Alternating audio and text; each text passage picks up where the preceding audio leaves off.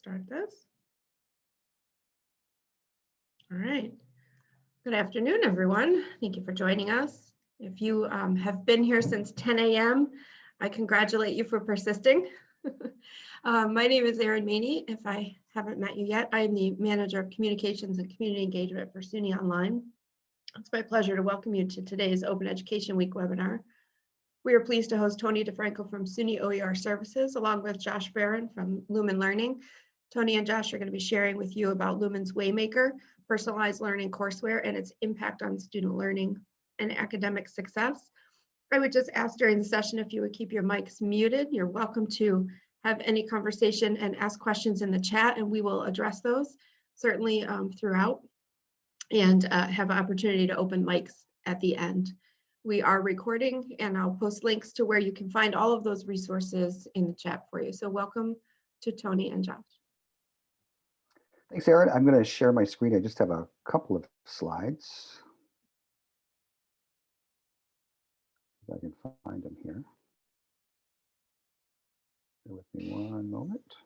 Erin, I love your Zoom profile pic there. It's cool.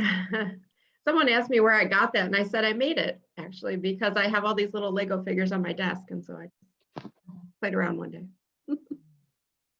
Unique. I've not seen that before, which is hard these days with Zoom profile picture. Yeah. All right, bear with me one second. I know they're here somewhere. Well, I'm not seeing the slides, so I think maybe what I'll do is talk through them, if that's okay. Sure. Mine might overlap with yours anyway, Tony, so that's probably there's probably going to be some overlap, absolutely. So thanks everyone for joining us. We've had some great sessions, as Erin mentioned this morning, two really engaging sessions. Thank you, Erin, and thank you, SUNY Online team, for hosting and showcasing this great work around OER that's being done around and across SUNY. I am Tony DeFranco, Director of User Support Services for SUNY OER Services. I think my colleague Mike Daly is on here. He's been very active the last couple of sessions. Josh Barron, Executive Director at Lumen Learning, is with us as well, and he'll really be doing the bulk of the talking today about Waymaker and all of the features that come along with it. Just as a reminder to you, if you're already familiar with SUNY OER services, and also as an introduction to those who are not necessarily familiar with SUNY OER services, we operate under SUNY's Office of Library and Information Services. And our goal really is to ensure that SUNY faculty are aware of OER, have the ability to choose high quality OER, and peer-reviewed learning material as well. Included in our suite of services, we've got the catalog that Mike talked about in the last session, and we'll talk a little bit about it in this session as well. We have over 100 accessible, easily customizable courses. Those are aimed at empowering faculty choice and improving student learning. OER gives faculty freedom where they can remix content. Again, we've heard some great presentations today about not only giving faculty the ability to customize content, but also hearing from students as well, and getting their voices involved in the process. In fact, Josh will talk a little bit about this today. Students could actually take an active role in making suggestions about the content in Waymaker courses as well. Again, he'll explain that in a little more detail. The website for the catalog is oer.suny.edu. We're part of a large network of partners, and we have a wonderful slide that I would have liked to have shared with you, but technical problems are preventing that. But we've got many great partners we're working with, obviously, the Open Learning Initiative at Carnegie Mellon University, Lumen Learning, of course, and a number of others that we work alongside in allowing us to leverage the existing services in SUNY, such as help desk support. And if anybody subscribes to SUNY Online support services, they do a tremendous job. SUNY CPD, who assists with training and other professional development activities. SUNY Press, who assists with printing and publishing services. RPK Group, some of you, maybe many of you, have worked with them in coming up with sustainable business models. And of course, again, Lumen Learning and OLI. The one thing we have in common with all of these partners is we're really intensely focused on student success for students in their classes, whether that is face-to-face, hybrid, fully online, or HyFlex, which has really gotten a lot of attention. And I don't think it's going to be going anywhere anytime soon. It looks like it's going to be with us for a while. Currently in SUNY, with collaboration from our partners, We serve over 2,000 faculty who teach with OER and SUNY. And we've got over 435,000 students who are enrolled in at least one OER course in SUNY. So it's significant. And again, we can't do it without the help of our partners. This session is going to focus on Lumen Learning's personalized learning platform called Waymaker. Waymaker features engagement tools that use data to identify struggling students. And of course, as mentioned, the OER content is customizable and it meets accessibility standards. And here to talk more about Waymaker is my colleague from Lumen Learning, Josh Barron. Josh. Thanks a lot, Tony. It was freezing cold this morning, but it's warmed up here a little bit, so I'll unbutton a bit. So it's great to see everybody. Thanks a lot for taking the time. I know everybody is super busy in general, and particularly right now, the semester is kind of kicking in. I see a good number of familiar faces and names on the screen. I'm tempted to say hello, but I'll leave other people out, so I won't do that. But I would appreciate people chiming in because I know a good number of folks have been using some of this courseware for a while. So please feel free to comment as we go. Quick rundown of what let me share my screen because I was about to start talking to my slides, but not doing that, which also always makes for an interesting presentation. All right, how about there? You guys see that? Yeah, Tony got it? Yep, okay. So let me just get this window opened more. There we go. And it sounds like somebody will be monitoring the chat room, so good idea to put questions there as we go, and someone can yell at me to make sure I pause here to answer them as they come in. I'm going to take a second just to talk a little bit about Lumen Learning. I have one slide on that, so I promise not to spend too much time on it. I think folks are probably pretty familiar with us in SUNY, but I always like to make sure I cover that in case you're not. Take a minute to define what we mean by a ready to adopt course. Again, you may be familiar with that already. It's been something we've been working with SUNY for several years now, but I'll do that quick. And then we'll spend most of the time actually looking at an example of the Waymaker courseware, how it integrates into the learning management system and some of the content and tools that are available through it. And I'll wrap up. I'll try to do this briefly so we make sure we have some Q&A time at the end as well. But I'll be sharing some of the research findings from some of our national research studies that we've done through the Gates Foundation, which has funded a good chunk of our work on these things, and then also some local student impact findings that we've done with SUNY and SUNY faculty members have done. And I will make sure we end by making sure everybody knows how to get to the Ready to Adopt course catalog, where you can go and find all of the 100+ courses that Tony and Mike have mentioned, and I'll make sure people know how to request copies of those courses if you want to start taking a look at them or potentially jumping in and start using them right away. So I see a couple things in the chat room, but I assume those aren't questions, Tony, but just yell at me if I need to cover anything here. So if you're not familiar with Lumen, our primary focus is really around enabling unprecedented learning for all students. And so we kind of do that by combining the benefits of open licensed materials, OER content, with kind of really analytics-based modern technology platforms. We call it courseware. You may be familiar with that term. The idea is that by bringing together the open educational resources with this kind of pretty powerful technology, we're able to greatly reduce cost. In fact, there's no cost to faculty, students, staff, or faculty members in SUNY through our partnership. So there's zero cost, but normally outside of SUNY, it would only be $25. So that's a big reduction in cost for students. And then the technology helps us boost learning outcomes, final course grades, completion rates, and so forth. And again, I'll put my money where my mouth is at the end and show you some of those research findings to back that statement up. But I think you can imagine that this is a challenging thing to do. When you reduce cost of things, generally the quality of that thing goes down. So the reduced cost and see outcomes improve has been a big challenge over the last 5+ years. Lumen and others like OLI have been working in this space as well, but I think we're showing some real evidence of being able to achieve that, which I think is partially why we get funded from places like the Gates Foundation to do more of this work.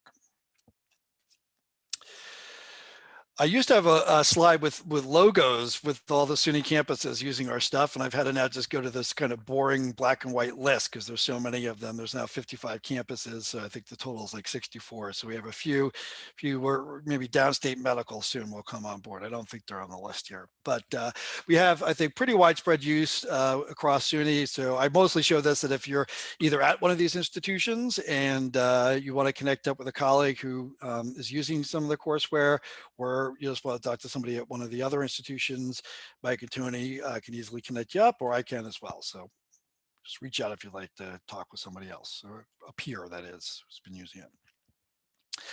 Couple of things here that go into what at least I consider to be a ready to adopt course.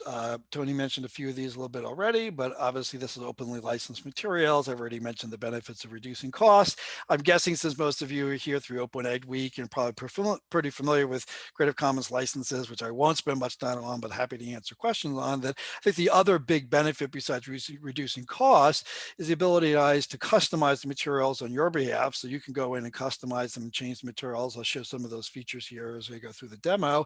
The other thing, which I think is kind of overlooked at times in the whole OER movement a little bit, because it is more of an infrastructure kind of thing and piece to this work, is the fact that open licenses allow us to start engaging in a continuous improvement process. And so I won't speak to this in this session, but if you have questions, I can share more about it. But we use data that we're collecting from these platforms to continuously improve the materials, and we're able to do that because these are openly licensed, so we have the rights to go in and make those changes. More traditional publishers, all right, reserve copyright policies and agreements with authors are often restricting the ability to make those kinds of improvements.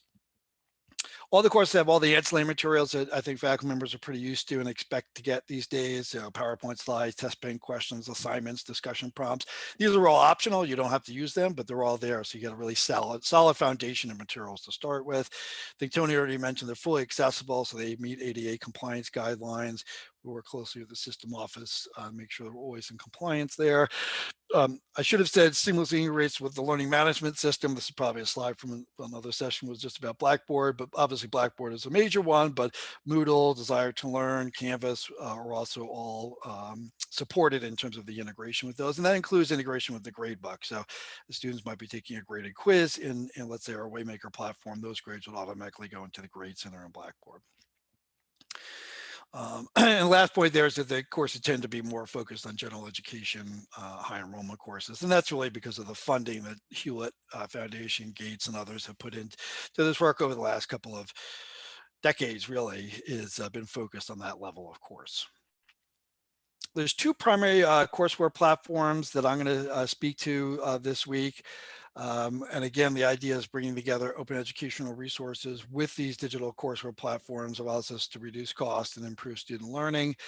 The one that we'll focus on mostly here, and I'll start demoing here in just a moment, is Waymaker, which is this personalized learning platform that uses analytics behind the scenes to identify students who are struggling and then give you tools to reach out and help those students, and also personalizes the learning pathways that students take through the content. And that might sound like a lot of sales gobbledygook, but in a minute when I show you what it actually looks like, I think it will make a lot more sense if you haven't seen that. On Wednesday, I'm going to be doing a similar session on the online homework manager or OHM platform, and that's really specifically used for math and other quantitative subject matters like accounting and chemistry. You can imagine that in order to assess students on things like plotting points on a graph, really it's been very helpful to be able to go beyond a multiple choice kind of question. And so we have another platforms designed specifically to allow us to have students do things like plot points on a graph and be able to do partial grading and that kind of thing of the points on the graph, which takes a specialized platform. The third platform that we support is called Candela, and that's more of just a digital textbook kind of replacement platform. So it doesn't have some of these other courseware tools in it, but allows you to integrate with the learning management system. You'll see Candela, that platform, mentioned when you go to the catalog, which I'll highlight here towards the end. All right, so hopefully that gets people a little bit oriented here before I jump in and show Waymaker, but let me see, any questions here yet? Either people have asked anything yet, Tony, or if there's any questions generally from folks before I switch over? No, I think we're all set, Josh. All right. I can't wait till we get back to face-to-face workshops and we can serve coffee and pump people with caffeine before we do these things. But Agreed. I'm sure Zoom's working on this coffee spigot adapter or something to Zoom. Okay, so we're in macroeconomics, and I think I saw, oops, she left my screen. Maybe she just left.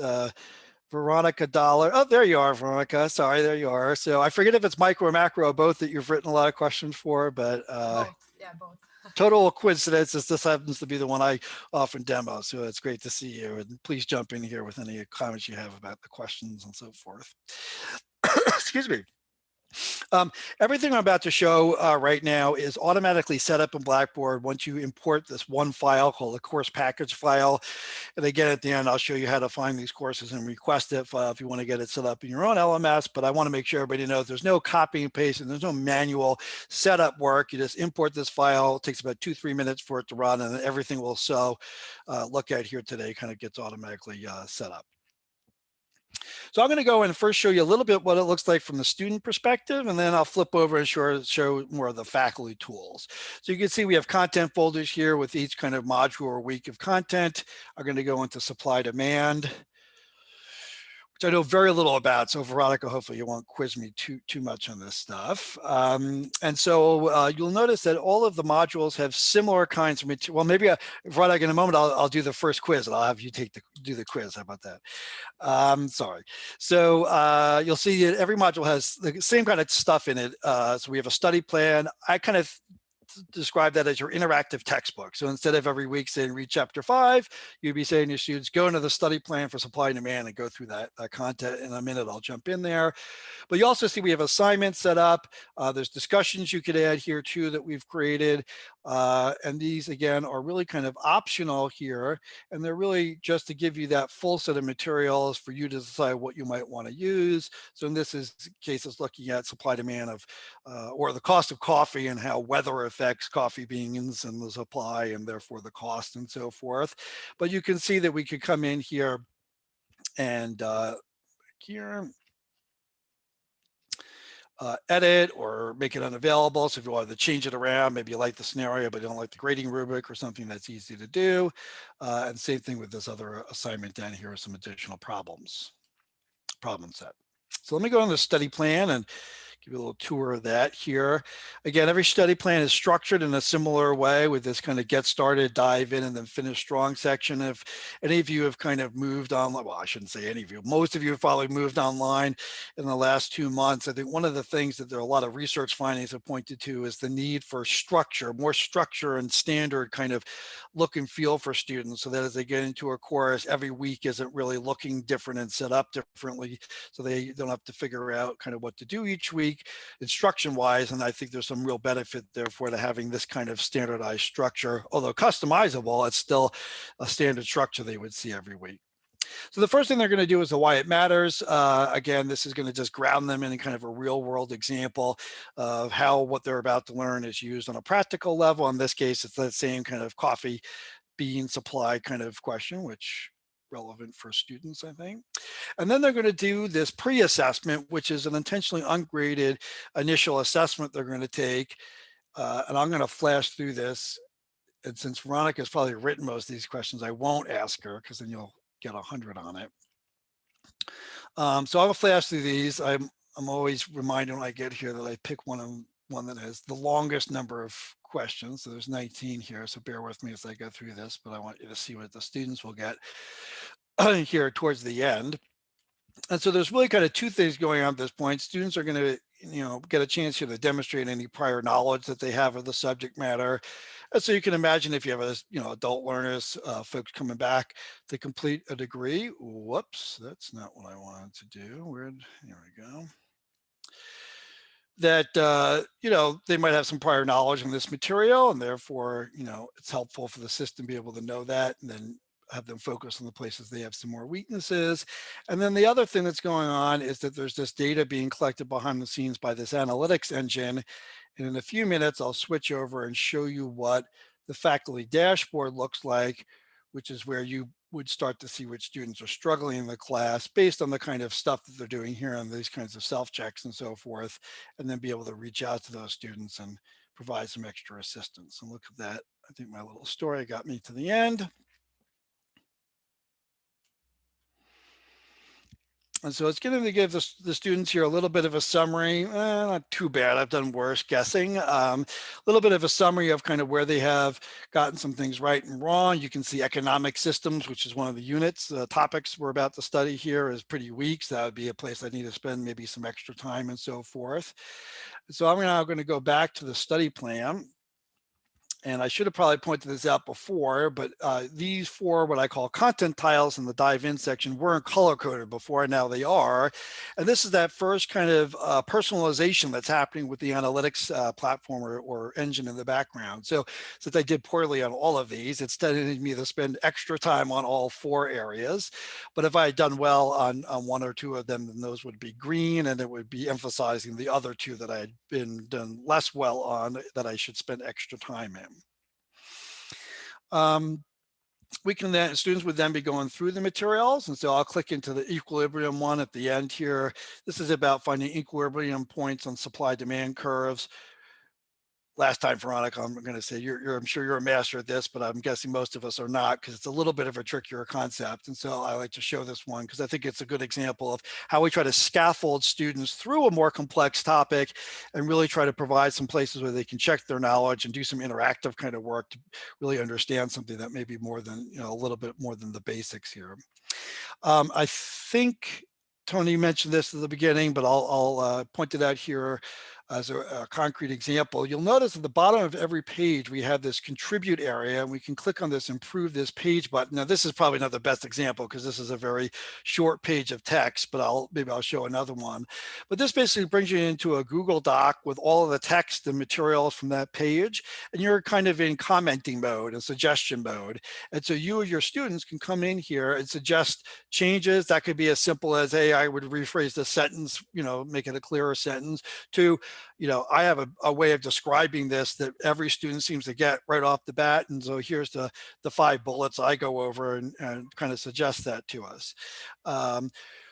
If it's a simple change, like just a little tweak to a sentence, we'll do that very quickly, within a short period of time receiving the feedback. If it's something that's more substantial, that's kind of changing the content a little bit, that will go through a peer review process. We'll have other subject matter experts look at it. Assuming they agree, then we'll add that into the course as we cycle through our continuous improvement process that I kind of mentioned before.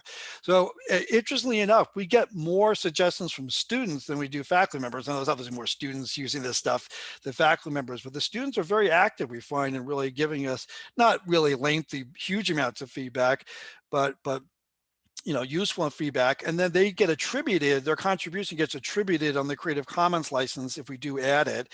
And so that's a nice way of them getting kind of attribution credit for that contribution. I should have mentioned too, and this course hasn't had them added to it yet, but I could try to find one that has. We're also starting to add open pedagogy assignments to the list of assignments. So I showed that coffee being an assignment, that's not one of those, but we're starting to add these ones where students are actually contributing to the course as part of their work. So they might work up an interactive set of materials that future students might be able to use, and that's kind of part of their assignment. So there's questions about that and come back and talk about it, but we're really excited about adding those kind of open pedagogy assignments. All right, so every page of content you'll see here has learning objectives on it. That's really important from an instructional design perspective, but it's also how the system is kind of powered because every single assessment item is tagged with those same learning objectives. And that's how the system kind of knows, okay, students struggling on this set of materials in the quiz, send them back over to this other set of materials to study those more. You'll also find that throughout the content, we embed a lot of these self-check questions, and these are kind of specially designed in most cases to reveal misconceptions and myths the students might have. So this comes from a lot of research, some of it out of Carnegie Mellon, where it seems really important as students are going through content to give them a chance to check their understanding. And then if they have gotten confused or have a misconception, correct that right there and then before they're moving on. And that seems to have a really big boost in terms of student performance in the course and completion rates and so forth. A little bit more complex stuff, a lot of video materials in here. These are short videos explaining more complex topics. And we do all the transcripts in here as well to make sure they're ADA compliant, as I mentioned before. Whoops. more self-checks. I want to try to get one right because it's a good example here. Yeah, a right answer, Victoria. No, I'm wrong again. But anyway, if you get one right, we actually still explain why it's right, because we found actually in some of our work that students are guessing sometimes and they get the right answer, and it's important for them to understand why it's right. All right, so here's another, I think, really good example also of an interactive as well as our continuous improvement process. So this is where students are going to start to learn how to kind of find this equilibrium point on supply demand curves and what that represents. And again, it's a little bit more of a complex topic. And so this material originally was a static page of lots of text with a graph on it with lots of explanations trying to explain this one chart. And our data that we started to collect from around the country was showing that this was one of the hardest pages of the whole course. So this content was the hardest for students. They're spending a lot of time on this material, but not doing very well on the assessment items. And so we re-engineered the content to be this interactive. You can see I'll step through this here a little bit, rather than kind of giving all the students a huge amount of information up front. We're scaffolding through the concepts. And again, they're getting a chance to see if they understood it or not before they go to the next screen. There's there's a good example of where it's explaining why I got the answer right.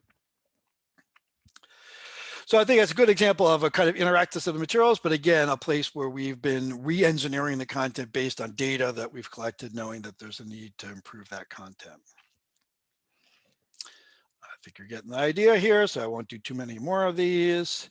I should have mentioned at the bottom is the licensing attribution. This doesn't have more than this only has 2 sources, but we attribute the original authors for all the content. So some pages might have 15 license attributions if there's lots of content coming from lots of different places. All right, let me wrap up this part here, make sure we have enough time for the other stuff. There's one last thing here I wanted to show in the study plan. Let me just jump to one of these real quick. This is a interactive simulation, and so that's another example where we're giving students a place to kind of go beyond just a multiple choice question here. They're going to have to apply what they've just read about to a simulation where they're going to go through, I think in this case, they're running a food truck or a beverage truck, I forget which one, and they're going to have to make some decisions about whether or not they're going to increase pricing and see what happens to demand and things like that. So I think it's another way of giving students a place to kind of check their understanding, but again, going beyond just a multiple choice kind of question. And again, you can see that contribute button here at the bottom. Last thing they're going to do here is a self-check. So at the end of each one of these content sections, there's another kind of self-check. Again, this is to give the students a chance to make sure they understood everything here before they move on. And then it also continuing to feed this analytics engine behind the scene. I'm not going to, in the interest of time, I'm not going to go through all of that here again. I think you're getting the idea.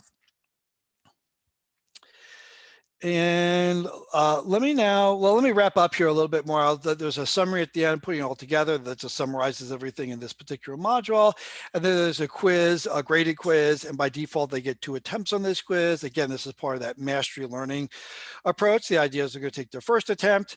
The system is going to direct them back to places where they have some weaknesses to study more. They'll come back and take the second attempt, obviously the goal of getting better, higher score on that second attempt. Couple other things on this screen, more on the faculty side. You can go in and edit any of these self-checks. So if you want to remove something, maybe you want to add some feedback to them, or if you want to add a completely new question, that's easy to do. You can move these. So if you really wanted to make it a challenging unit, you could move the equilibrium stuff before supply and demand and have that come first. But more realistically, you might want to move this to another study plan. So maybe you cover equilibrium in a different unit, and so you might want to move this to that. And then of course you can hide them as well. When you hide one of the content sections, it will also automatically remove all the assessment items associated with that set of materials, so students don't get a quiz question that they didn't see materials for. Also, I'm going to switch over to the teacher view here, and I don't know what's going to come up. Yeah, it's a little bit of fake data here, so it's not super illustrative, but I'll give you an idea here of how this works. So for each one of these content tiles, when I click on them in the teacher view, it will indicate how students are doing so far on the formative assessments, so the self-checks, and then the the graded quiz. So in this case, again, it's kind of fake data from a lot of these demos, but you see there's been 36 attempts on the self-check for demand for this topic, and the average score is only 27, which is, again, not real. But if I was seeing that as a teacher, I would be pretty concerned because a lot of students have tried that self-check, aren't doing so well. So that would tell me I better go over something in class more, or, repeat a lecture or something. But, that's kind of what that data is there for. So I want to switch over and show you some of the faculty tools and resources, but let me just pause here, make sure there aren't any questions or things people want to see more of. No questions, Josh. A couple of great comments. I'll just acknowledge Katie. She's an OER student intern from Plattsburgh, and she's working with a librarian this semester doing outreach to faculty and students about OER. And of course, student voices are some of the most powerful voices. So we appreciate Katie's work. That's great. Yeah, thanks a lot for joining, Katie. Thanks for having me here. Please follow up, stay in touch, let us know how things are going. If I could just insert, you mentioned that you want to make sure that students aren't asked about things that haven't been presented before. That may be good for a very introductory course, but I think as you move up, you may want to give them tools and then ask them questions that they haven't seen or haven't been discussed before to see how well they can use those tools to solve problems in that subject.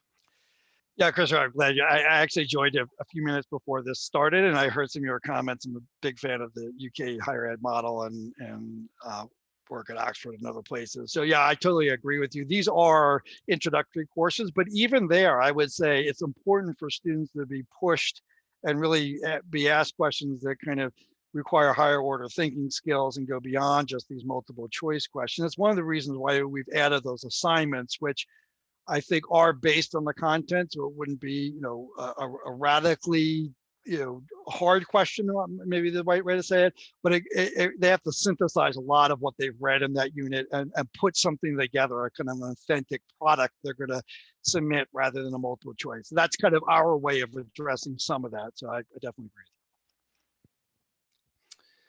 Anything else there? Just a follow-up question, if you don't mind. Sure. This is, I believe, in relation to the last comment. In the dive-in section, I think you showed a slide that showed where the students are at their current status in terms of knowledge. Then later on, I think in the finish strong, it showed, which you had mentioned through formative assessments, what students are able to do, or amended, let's say, status of knowledge, what it is that they didn't know, what it is that they know. Now, in the formative assessment,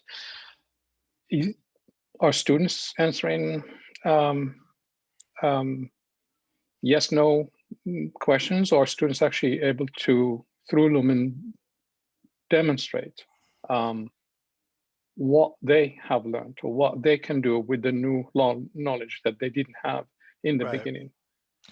So it's multiple choice. So it's a little beyond yes or no, true, false, but it is multiple choice kind of questions. And I think that I would probably give almost the same answer, in that the way we would assess students in a way that's more authentic, that goes beyond just those multiple choice, would be the assignments that are part of the course as well. Let me just go back to the top here. And I kind of flashed through it. So let me go back to slide Amanda here. I think that's the right button. So Josh, as you're doing that, I just wanted to jump in. Sherry from MCC made a nice comment.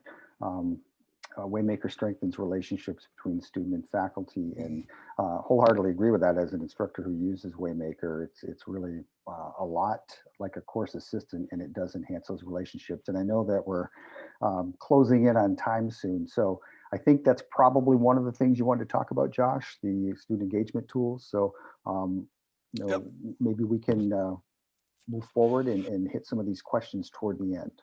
Sounds good. So I'll just end it here.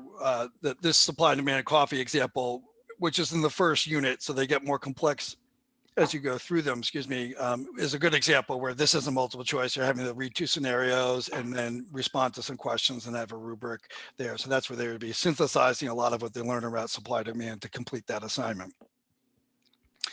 But with that, let me go. I should have mentioned here too, these are all customizable as well. So you can drag and drop these around, change the titles of them. I did mention that before, so good to note that here. But let me go to the faculty resources area. I'll wrap up because it has the faculty dashboard along with a range of other content for you and your students. So I mentioned all the ancillaries are part of these courses. So this is where the PowerPoint slides are, a full set of the assignments. So you can see them all in one place, additional problem sets.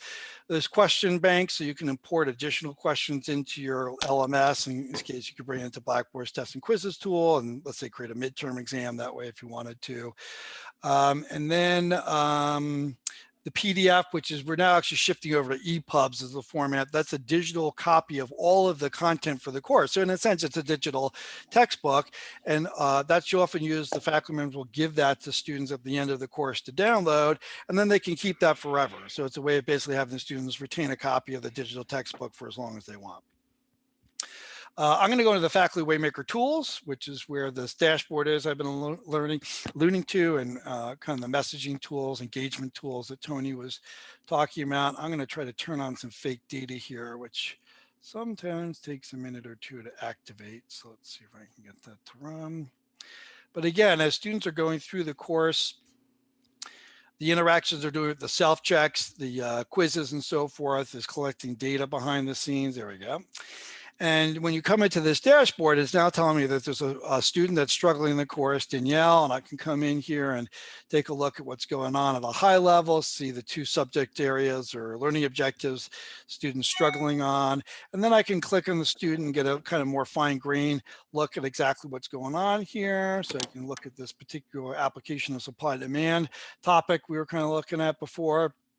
Down here at the bottom, you can see that students doing the self-checks, and we have recently introduced a way of giving students participation grades so that they can get motivated to do the self-check. So it doesn't give them a grade for right or wrong, but it will give them a grade or some points. You get to decide how much if they attempt each one of the self-checks. So we can see the students doing the self-checks. They're putting effort in. That's a good sign.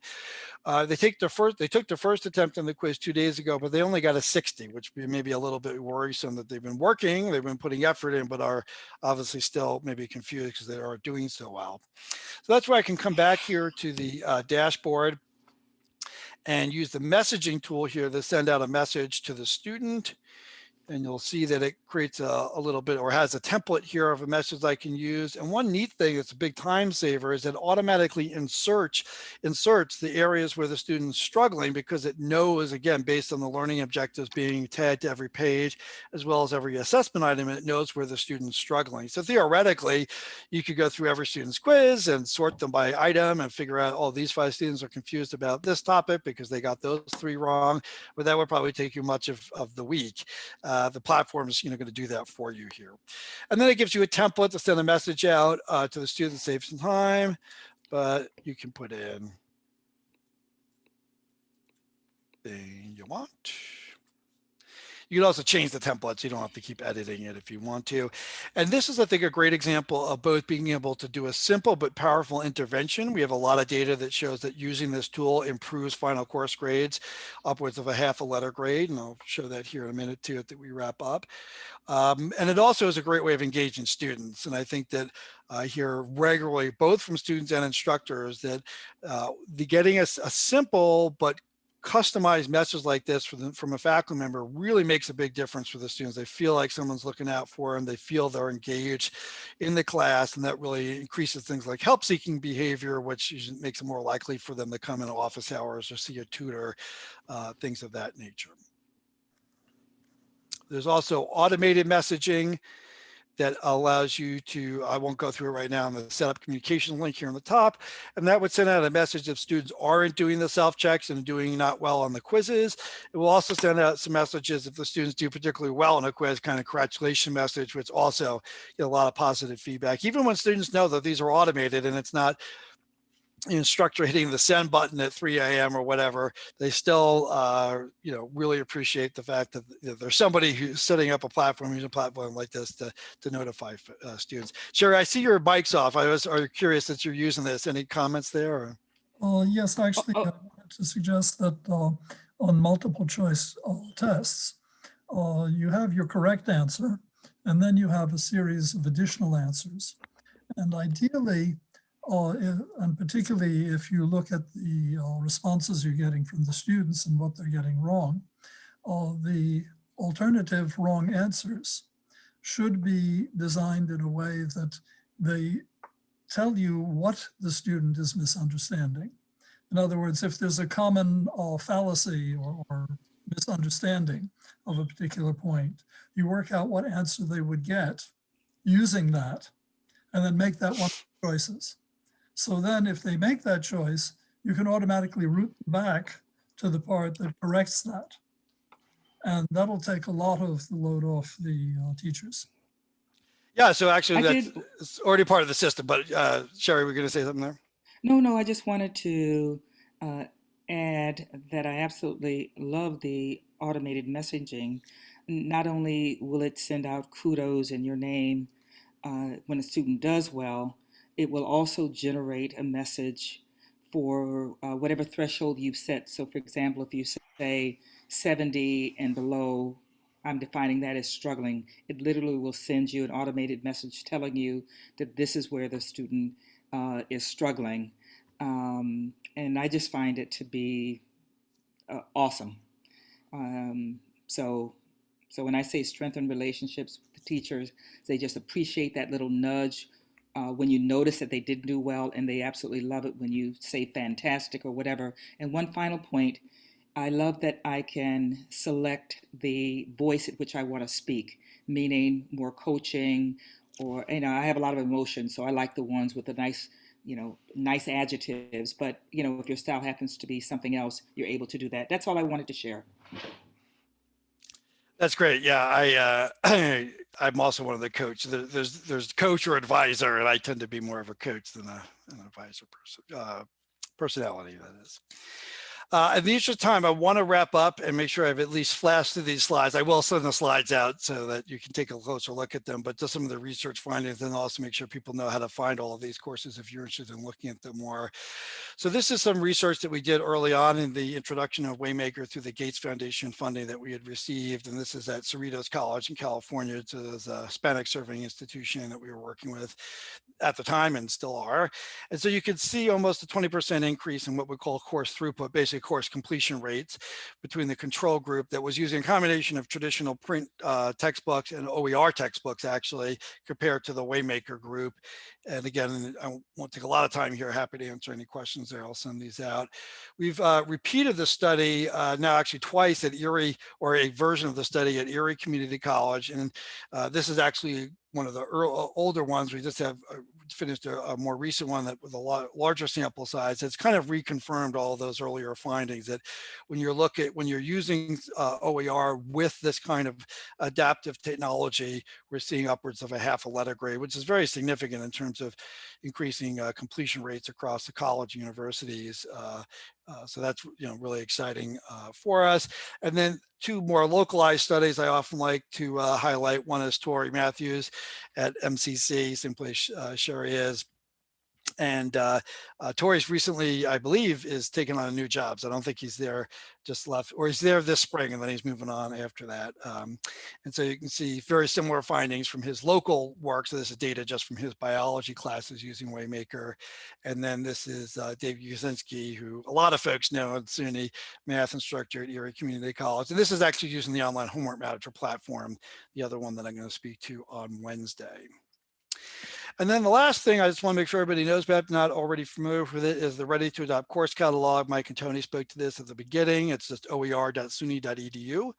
And so if you go there, you'll find a catalog. Maybe I'll try to bring it up here real quick, of about 120, I think it is now, right? Courses. Whoops. There we go.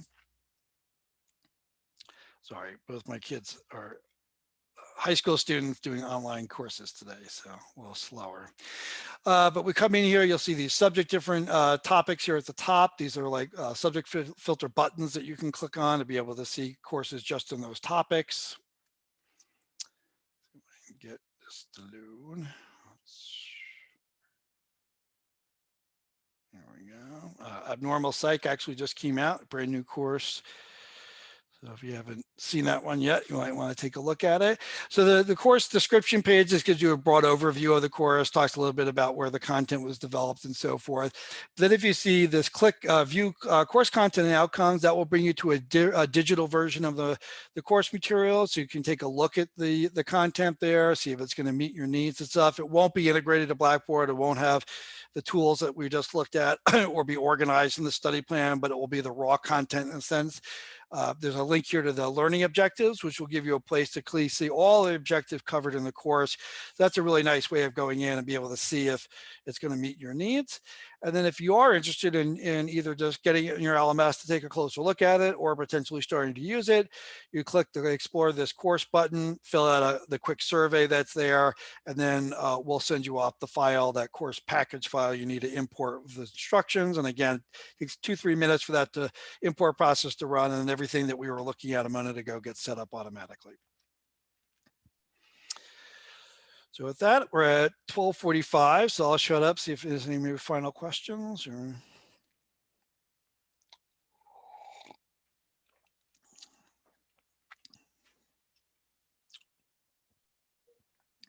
Josh, I see a question from Elizabeth. I think you showed this, but if you could remind us, as instructors, do we get to access the edit or access to edit the content within the tile, excuse me, not just give suggestions?